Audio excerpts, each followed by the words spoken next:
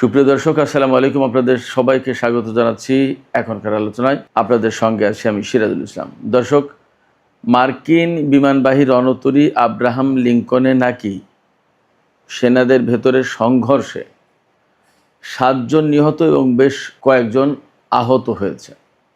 এই খবর দিয়েছে ইরানের সংবাদ মাধ্যম তাসনিম নিউজ, এবং তাসনিম নিউজের বরাতে এই নিউজ করেছে প্রেস টিভি। এছাড়া টাইমস অফ ইন্ডিয়াও এই নিউজ দাবি আকারে প্রকাশ করেছে, অর্থাৎ অমুক সূত্র দাবি করেছে, এইরকমভাবে করেছে। আমিও দাবি আকারেই বলছি, এই কারণে যে ইরানি গণমাধ্যমে পাওয়া গেছে এই খবর, এবং ভারতের যে টাইমস অফ ইন্ডিয়া বললাম, যদিও তারা বিশ্বস্ত মিডিয়া, তারা দিয়েছে, বাট দাবি আকারে। আমিও সেই জন্য বলছি, পশ্চিমা গণমাধ্যম বা আল জাজিরা বা পাকিস্তানি গণমাধ্যম এই সমস্ত কোনো গণমাধ্যমে এই খবরটা আসেনি। সেই কারণে আমি এখনও এই খবরটা দাবি আকারেই বলছি যে ইরানি গণমাধ্যম দাবি করেছে যে মার্কিন বিমানবাহী রণতরী আব্রাহাম লিঙ্কনে 7 জন নিহত এবং বেশ কয়েকজন সেনা আহত হয়েছে। এদিকে ইরানের বিপ্লবী গার্ড বাহিনী বা আইআরজিসিতে প্রধান কমান্ডার হিসেবে নিয়োগ পাওয়া মেজর জেনারেল আহমদ ওয়াহিদি তিনি বলেছেন, ইরানের সর্বোচ্চ নেতা আইআরজিসির কাছ থেকে যা প্রত্যাশা করেন তার পুরোটাই পূরণ করার চেষ্টা করা হবে। এদিকে মাসুদ পেজেশকিয়ান, ইরানের প্রেসিডেন্ট, তিনি নতুন করে যে 6 সেনা কমান্ডারের নিয়োগ তাকে স্বাগত জানিয়েছে, এবং তিনি বলেছেন ইরানের সামরিক বাহিনী যে কোনো পরিস্থিতি মোকাবেলার জন্য প্রস্তুত রয়েছে। আর জাতীয় নিরাপত্তা পরিষদের সচিব হিসেবে নিয়োগ পাওয়া মহসিন রেজাই তিনি বলেছেন, আমেরিকা যতক্ষণ পর্যন্ত না ইরানের শর্ত পূরণ করবে ততক্ষণ পর্যন্ত হরমুজ প্রণালী খোলা হবে না। এপাশে লোহিত সাগরের জাহাজে হামলার ঘটনা ঘটেছে এবং 6 জন নিহতের ঘটনা আছে। পাশাপাশি ওমান উপসাগরের কাছাকাছি থাকা একটি জাহাজে আমেরিকা হামলা চালিয়েছে এমন খবর পাওয়া গেছে। তাতে যে পরিস্থিতি তৈরি হয়েছে, সেখান থেকে প্রশ্ন আসছে, হরমুজ প্রণালী কি তাহলে এখনই খুলছে না? এবং আমেরিকা আর ইরানের মধ্যে যে চুক্তির কথা বারবার ডোনাল্ড ট্রাম্প গত সপ্তাহে বলছিলেন যে আজকের ভেতরে বা কালকের ভেতরেই চুক্তি হয়ে যাবে, সেই চুক্তির সম্ভাবনা কি তাহলে একেবারেই ক্ষীণ হয়ে গেল? এর চেয়ে বড় প্রশ্ন হচ্ছে, নতুন করে কি আবার আমেরিকা এবং ইরানের মধ্যে সংঘর্ষ শুরু হতে যাচ্ছে?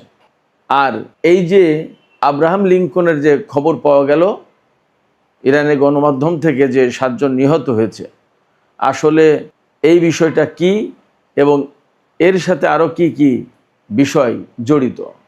সুপ্রিয় দর্শক, এর সাথে আমরা আর একটা বিষয়ও যুক্ত করব আজকের আলোচনায়। সেটা হচ্ছে যে হরমুজ প্রণালী এবং আমেরিকা ইরানের মধ্যকার গত 2-3 দিনের নতুন করে যে উত্তেজনাকর কথাবার্তা, তার প্রেক্ষাপটে কিন্তু আন্তর্জাতিক বাজারে তেলের দাম বেড়েই চলেছে এবং শেয়ার মার্কেটে উদ্বেগ উৎকণ্ঠা বাড়ছে, অস্থিতিশীলতা বিরাজ করছে। সুপ্রিয় দর্শক, এই বিষয়গুলো নিয়ে এখনকার ভিডিওতে বিস্তারিত কথা বলার চেষ্টা করব। আশা করি আপনারা শেষ পর্যন্ত সঙ্গে থাকবেন, আর ভিডিও ভালো লাগলে লাইক কমেন্ট শেয়ার করবেন এবং চ্যানেলটি সাবস্ক্রাইব করে সাথেই থাকবেন। দর্শক, চলুন বিস্তারিত আলোচনা করি।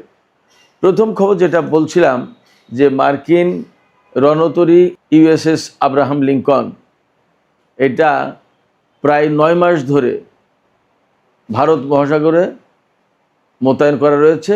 লক্ষ্য ছিল ইরানের বিরুদ্ধে যুদ্ধ করা। 2025 সালে অর্থাৎ গত বছরের নভেম্বর মাসে এই জাহাজ ভারত মহাসাগরে মোতায়েন করা হয়, এবং তখন ডোনাল্ড ট্রাম্প বিশ্বের সর্বাধুনিক এবং বৃহৎ যুদ্ধ জাহাজ হিসেবে, বিমানবাহী রণতরী হিসেবে ইরানকে ভয় দেখিয়েছিলেন। এবং এই জাহাজ মোতায়েন করার পর তিনি মার্কিন কর্মকর্তাদের কাছে প্রশ্ন করেছিলেন যে ইরান ভয় পাচ্ছে না কেন?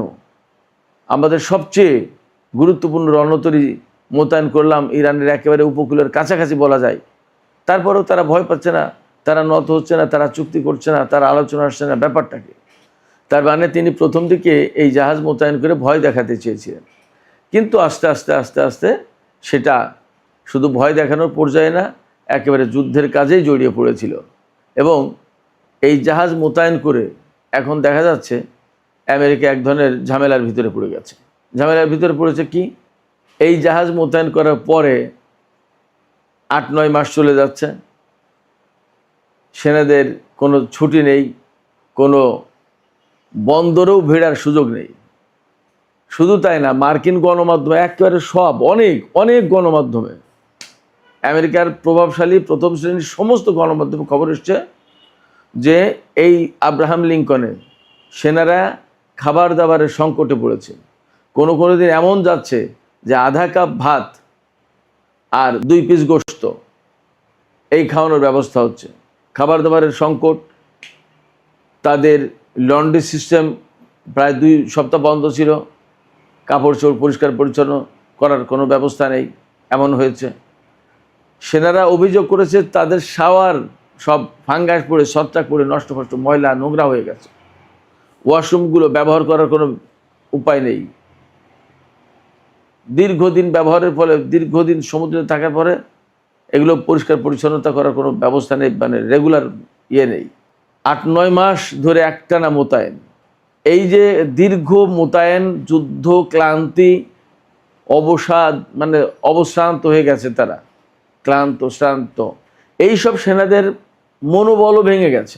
ইরানের বিরুদ্ধে আমেরিকা যুদ্ধ করতে এসে তারা যে খুব স্বস্তিতে আছে, শান্তিতে আছে তা তো না। চোখের সামনেই তো তাদের ঘাঁটি মাটি সমস্ত সব কিছু নষ্টভষ্ট হয়ে গেছে। মধ্যপ্রাচ্যের বিভিন্ন দেশ থেকে ইরান হামলা চালিয়ে ধ্বংস করে দিয়েছে না। শুধু তাই না, এই সমস্ত জাহাজে যথেষ্ট পরিমাণে গোলা বারুদ, ক্ষেপণাস্ত্র, অস্ত্র এগুলোর জোগাড় নেই। যদি এই সমস্ত জাহাজের বিরুদ্ধে ইরান অভিযান চালায় তাহলে যথেষ্ট বিপদের আশঙ্কা আছে বলে এই সমস্ত সেনারা এখন মনে করছে। তারা বিরক্ত, ক্লান্ত, পরিবার পরিজনের সাথে আজ এত মাস বিচ্ছিন্ন। এমনকি নিত্য প্রয়োজনীয় যে সমস্ত জিনিসপত্র, সাবান, ডিওড্রান্ট, তারপরে আপনার টুথপেস্ট, এগুলো ঠিকমতো জাহাজের সেনারা পাচ্ছে না। জাহাজে অনেক সময় গরম পানির কোনো ব্যবস্থা নেই। পরিবার পরিজনের সাথে মেইলে অর্থাৎ যোগাযোগ করবে, সেই যোগাযোগের ব্যবস্থাও ঠিকমতো থাকে না, ডিসরাপ্ট হয়। আর নৈতিক মনোবল তো একেবারেই ভেঙে পড়েছে। এমনকি সম্প্রতি এমন খবরও বের হয়েছে, আমি সেটাও দাবি আকারেই বলছি, আমি বলছি না নিশ্চিত খবর, বাট এমন খবর বের হয়েছে যে এই আব্রাহাম লিঙ্কন থেকে এক সেনা সাগরে লাফ মারতে চেয়েছিল, অর্থাৎ আত্মহত্যার চেষ্টা চালিয়েছে। এখন জাহাজের উপর থেকে লাফ মারা মানে অনেক উঁচু থেকে, একটা জাহাজ কয়েকতলা বিল্ডিংয়ের সমান, অনেক উঁচু, সেই জাহাজ থেকে লাফ মারার চেষ্টা করেছে। জাহাজে যে গোলযোগ, মারামারি বা হত্যাকাণ্ডের ঘটনা বা হতাহতের ঘটনা প্রকাশ করা হয়েছে প্রেস টিভিতে বা ইরানি গণমাধ্যমে বা টাইমস অফ ইন্ডিয়াতে, তাতে দাবি করা হচ্ছে যে এই যে জাহাজের কন্ডিশন, এই কন্ডিশন নিয়ে 1-1.5 সপ্তাহ আগে সম্ভবত এই জাহাজে মোতায়েন যে সেনা, তাদের পরিবার পরিজনের সাথে আমেরিকার সেনা কমান্ডাররা কয়েকজন আমেরিকা আর কি কথাবার্তা বলেছে, একটা মিটিং করেছে, মত বিনিময় করেছে। সেখানে পরিবারের পক্ষ থেকে এই সমস্ত অভিযোগ অনেক কিছু তুলে ধরা হয়েছিল। তুলে ধরলে সেখানে সেনা কমান্ডার অনেকেই এই সমস্ত বাস্তব সংকটের কথা তারা স্বীকার করেছে। এবং আসলে আব্রাহাম লিঙ্কনের পরিস্থিতি কি, এইটা একেবারে সরেজমিন দেখার জন্য হাইকমান্ড থেকে বলা হয়েছিল। বলা হলে এই যে সেন্টকমের যিনি প্রধান Brad Cooper, admiral Brad Cooper, ইনি আরেকজন সেনা কর্মকর্তাকে পাঠিয়েছেন এই জাহাজে দেখতে যে কি পরিস্থিতি, আসলে বাস্তব অবস্থা কী। তো সেই সেনা কর্মকর্তা এসে এখানে যখন সেনাদের বাস্তব অবস্থা, জাহাজের পরিস্থিতি বোঝার চেষ্টা করেছেন, জানার চেষ্টা করেছেন, আলাপ করেছেন, এই আলাপ এই জানা বোঝা করতে গিয়েই কিছু সেনা উত্তেজিত হয়ে পড়ে খেপে যায় এবং এখানে তীব্র বাকবিতণ্ডার সৃষ্টি হয়। চরম বাকবিতণ্ডার এক পর্যায়ে হয়তো মারামারি, হাতাহাতি, এবং শেষমেশ সেখানে নাকি ধারালো ছুরি, বিভিন্ন অস্ত্র এগুলো নিয়ে মারামারি, সংঘর্ষ হয়েছে। আমি জানি না কিভাবে কি হয়েছে, বাট দাবি যেটা, সেখান থেকে হয়তো এরকমভাবে বলা যেতে পারে যে মারামারি হয়েছে। তখন মারামারির পরে হয়তো উত্তেজনা, এক পক্ষ হয়তো সেনা অফিসারের পক্ষ নিয়েছে, আরও কিছু লোক হয়তো এদের বিরুদ্ধে নিয়েছে, অর্থাৎ একটা বিদ্রোহ, গোলমাল এরকম যদি হয়ে থাকে। এগুলো হওয়ার পরে কি হয়েছে, মারামারি, হাতাহাতি এক পর্যায়ে জাহাজের হয়তো বিভিন্ন ফল কাটা, খাবার দাবার, রান্নাবান্না অনেক কিছুতেই তো ছুরি ছাড়ি বিভিন্ন রকমের যন্ত্রপাতি, অস্ত্রপাতি অনেক কিছুই থাকতে পারে। হয়তো বা সেনাদের আত্মরক্ষার জন্যও তো অনেক সময় অনেক কিছু ব্যবহার করা হয়। এই রকম অস্ত্র নিয়ে বা ছুরি নিয়ে পাল্টাপাল্টি মারামারি, সংঘর্ষ এবং তাতে 7 জন নিহত এবং অনেকে আহত হয়েছে খবরে দাবি করা হয়েছে। আমি আবারও বলছি, ব্যাপারটা যদি তাই হয় এবং এই খবর যদি সত্য হয়, তাহলে আমেরিকার ইতিহাসে এটা একটা বিরাট নেতিবাচক ঘটনা হয়ে গেল, যেখানে মার্কিন সেনাবাহিনীর শৃঙ্খলা এবং তাদের উচ্চ সক্ষমতা, তাদের ক্যাপাবিলিটি, যেখানে ভুবন বিখ্যাত সবাই আলাদা রকমের সমীহ করতো সবাই, সেই জায়গায় আব্রাহাম লিঙ্কনের এই সংঘর্ষের ঘটনা, হতাহতের ঘটনা যদি ঘটে থাকে, তাহলে নিঃসন্দেহে অনেক বড় নেতিবাচক খবর মার্কিন বাহিনীর জন্য। এবং মার্কিন বাহিনীর ব্যাপারে অনেকেই ধারণা করছে বা অনেকেই বলছেন, এভাবে বিশ্লেষকরা, যে মধ্যপ্রাচ্যে ইরানের সাথে যুদ্ধ করতে এসে আমেরিকার বাহিনীর অনেক কিছু দুর্বলতা প্রকাশ হয়ে পড়ছে। এবং আব্রাহাম লিঙ্কনের এই ঘটনা যদি ঘটে থাকে, তাহলে সেই দুর্বলতারই একটা বড় প্রকাশ্য রূপ এই সংঘাতের ঘটনা। ইরানও এখানে একটা কৌশল নিয়েছে, তারা কিন্তু খুব সহজে যুদ্ধ শেষ করছে না এবং আমেরিকাকে এই কৌশলের ভিতরে ফেলেছে। ইরান চাইছে যুদ্ধ দীর্ঘমেয়াদী করতে, যাতে মার্কিন সেনারা অবসাদগ্রস্ত হয়ে পড়ে, ক্লান্ত হয়ে পড়ে এবং তারা এক পর্যায়ে যুদ্ধের ব্যাপারে বিতৃষ্ণ হয়ে পড়ে, যুদ্ধ আর করতে চাইবে না, এরকম একটা পরিস্থিতি তৈরি করবে। এবং আস্তে আস্তে মনে হয় সেই দিকে যাচ্ছে, কারণ আরব দেশগুলোর মার্কিন ঘাঁটিগুলো প্রায় ধ্বংস করে ফেলেছে ইরান। এখন জাহাজ থেকে যুদ্ধ করা ছাড়া আর কোনো উপায় নেই, কিন্তু জাহাজ থেকে যুদ্ধ করে খুব একটা লাভ হবে না। লোহিত সাগর দিয়ে আমেরিকার কোনো জাহাজ আসতে পারবে না, আসতে হলে পুরো আফ্রিকা মহাদেশ ঘুরে আসতে হবে অথবা এশিয়া প্যাসিফিক থেকে নিতে হবে।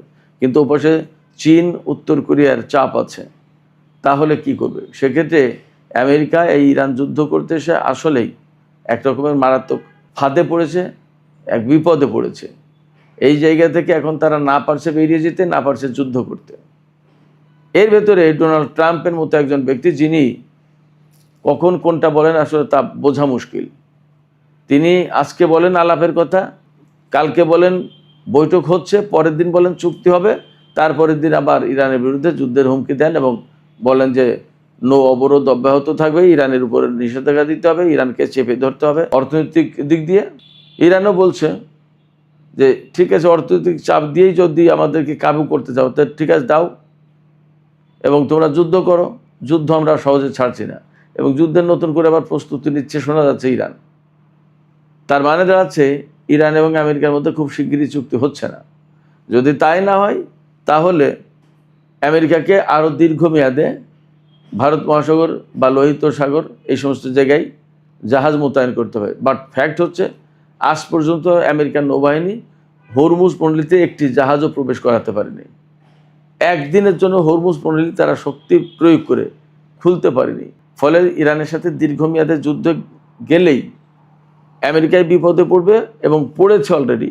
এর আগে আমরা জেরাল্ড আর ফোর্ডের কাহিনী জানি। জেরাল্ড আর ফোর্ড আব্রাহাম লিঙ্কনের চেয়েও বড় এবং আধুনিক। এই জেরাল্ড আর ফোর্ড যুদ্ধ করতে এসেছিল, ভূমধ্যসাগরে মোতায়েন করা ছিল, লোহিত সাগরেও আসতে পারেনি। সেই জাহাজ বলা হয় লন্ডন থেকে আগুন লেগে 200 সেনা আহত হয়েছিল এবং সেই সেনাদের চিকিৎসা করানোর জন্য নিয়ে গেছে গ্রিসের ক্রিট দ্বীপে এবং সেই জাহাজ এক পর্যায়ে নাকি আমেরিকায় চলে গেছে। আবার কখনো কখনো বলা হয় যে গ্রিসের কোনো ডকইয়ার্ডে সেই জাহাজ মেরামত করা হচ্ছে, নানান রকমের কথা আছে। তার মানে এই যে তাদের সবচেয়ে বড় 2 জাহাজ বিমানবাহী রণতরী, জেরাল্ড আর ফোর্ড এবং আব্রাহাম লিঙ্কন, এই দুটো জাহাজেরই তো ত্রাহি অবস্থা। তার মানে কি, ইরানের মতো একটা শক্তি যদি দাঁড়িয়ে যায়, তাহলে আমেরিকার এই সমস্ত জাহাজ, বিমানবাহী রণতরী বলি আর যুদ্ধ জাহাজ, ফ্রিগেট, ডেস্ট্রয়ার, করভেট যাই বলি, এগুলো যে খুব বেশি দিন টিকতে পারবে না ইরানের দৃঢ় মনোবলের কারণে, এটা মোটামুটি বোঝা যাচ্ছে। যখন আমেরিকার সেনারা দীর্ঘ ক্লান্তিতে একেবারে নৈতিক মনোবল হারিয়ে ফেলেছে বলে বলা হচ্ছে বিভিন্ন খবরে, খোদ মার্কিন গণমাধ্যমে, পশ্চিমা গণমাধ্যমে, তখন ইরানের যে নতুন সামরিক কাঠামোতে পরিবর্তন আনা হলো এবং যে সমস্ত জেনারেলদেরকে নতুন করে নিয়োগ দেওয়া হলো, তারা এখন টকবক করে ফুটছে বলা যায় যুদ্ধের জন্য। তারা বলছেন যে ইরানের সর্বোচ্চ নেতা যা চাইবেন আমরা তাই ফুলফিল করার জন্য প্রস্তুত। অর্থাৎ ইরানের সর্বোচ্চ নেতা যদি বলেন এখন যুদ্ধ করতে হবে, মার্কিন বাহিনীকে মধ্যপ্রাচ্য থেকে তাড়িয়ে দিতে হবে, তাহলে জীবন বাজি রেখে যুদ্ধ করতে আমরা প্রস্তুত। এবং গতকাল কিন্তু আমরা খবর দিয়েছিলাম যে ইরানের সর্বোচ্চ নেতা বলেছেন যে গোয়েন্দা কার্যক্রম বাড়াতে হবে এবং অভিযানের প্রস্তুতি নিতে হবে।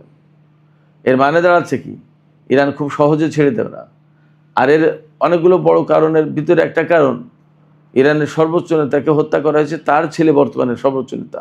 তিনি নিশ্চয়ই বাবার হত্যার প্রতিশোধ নেওয়ার চেষ্টা করবেন এবং ইরানি জনগণকে যেভাবে হত্যা করা হয়েছে তারও প্রতিশোধ নেওয়ার চেষ্টা করবেন। যে ব্যক্তি জীবনকে তুচ্ছ করেন তার কাছে কিন্তু এই প্রতিশোধ পরায়ণ হওয়া কঠিন কোনো কাজ না। সেক্ষেত্রে মধ্যপ্রাচ্যে খুব সহজে শান্তি ফিরে আসে এটা ভাবার কোনো কারণ নেই এবং আমেরিকার জন্য খুব সুখের দিন আসছে এমনটি ভাবার মনে হয় সুযোগ নেই। পরিস্থিতি যথেষ্ট জটিল। এই পরিস্থিতিতে ইরানের সর্বোচ্চ জাতীয় নিরাপত্তা পরিষদের সচিব মেজর জেনারেল মহসিন রেজাই তিনি বলেছেন ইরানের শর্ত মেনে না নিলে কোনো মতেই হরমুজ প্রণালী খোলা হবে না। শর্তগুলোর ভেতরে সবচেয়ে বড় শর্ত, ইরানের উপর থেকে নিষেধাজ্ঞা প্রত্যাহার করতে হবে, ইরানের বিদেশে আটকে থাকা অর্থ ছাড় করতে হবে, লেবানন গাজা সহ মধ্যপ্রাচ্যের সমস্ত জায়গায় যুদ্ধ বন্ধ করতে হবে, আরও অনেক কিছু আছে। এগুলো না মানলে ইরান আমেরিকার জন্য হরমুজ প্রণালী খুলবে না, হরমুজ প্রণালী কারোর জন্যই খুলবে না। এবং বিশ্ব অর্থনীতি তো খুব খারাপ অবস্থা, নাজুক পরিস্থিতি। তেলের দাম বেড়েছে, গতকাল তেলের দাম বলেছিলাম $88, আজকে আমরা খবর জানতে পারলাম প্রায় $89, হয়তো এখন আরও বেড়ে গেছে কিনা কে জানে। বিশ্বের শেয়ার মার্কেটগুলোতে খুব অস্থিতিশীল অবস্থা, অর্থনৈতিক দৈন্যদশা বিরাজ করছে সারা বিশ্বে, তেল গ্যাসের যোগান নেই। এই অবস্থায় আমেরিকা কতদিন এই যুদ্ধ চালিয়ে নিতে পারবেন এবং বিশ্ববাসী আমেরিকার উপর চাপ সৃষ্টি করবে না তার কিন্তু নিশ্চয়তা নেই। সেক্ষেত্রে একথা অবশ্যই বলা যাচ্ছে, আব্রাহাম লিঙ্কনে 7 জন সেনা মারা যাক না যাক, আব্রাহাম লিঙ্কনের সংঘর্ষের ঘটনা ঘটুক বা না ঘটুক, পরিস্থিতিতে আমেরিকার অনুকূলে নেই তা বলা যাচ্ছে। সুপ্রিয় দর্শক, আজকের আলোচনা এখানে শেষ করতে চাইছি। আলোচনা শেষের আগে আপনাদের মতামত জানতে চাওয়া, আপনারা কি মনে করছেন আব্রাহাম লিঙ্কনের যে ঘটনার খবর পাওয়া যাচ্ছে সেই ঘটনার সত্য মিথ্যা যাই হোক, আসলে যা পরিস্থিতি তা তো এমনটা মনে হচ্ছে যে এইসব সেনা তারা আর যুদ্ধ করার মনোবল রাখছে না, বরং তারা যুদ্ধ করার মনোবল হারিয়ে ফেলেছে। আপনাদের কি তেমনটি মনে হচ্ছে? আপনাদের কি মনে হচ্ছে যে আরও 2-4 মাস 5 মাস যদি যুদ্ধ করতে হয়, সেই যুদ্ধ টেনে নিয়ে যাওয়ার অবস্থা আছে আমেরিকার সেনাদের? তাদের যে মনোবলের যে পরিস্থিতি আমরা দেখতে পাচ্ছি। আপনাদের মতামত জানিয়ে কমেন্টে লিখতে পারেন। আর ভিডিও ভালো লাগলে লাইক কমেন্ট শেয়ার করবেন এবং চ্যানেলটি সাবস্ক্রাইব করে সাথেই থাকবেন। দর্শক, এখনকার আলোচনা এখানেই শেষ করতে চাই। আপনারা সবাই অনেক ভালো থাকুন। আল্লাহ হাফেজ।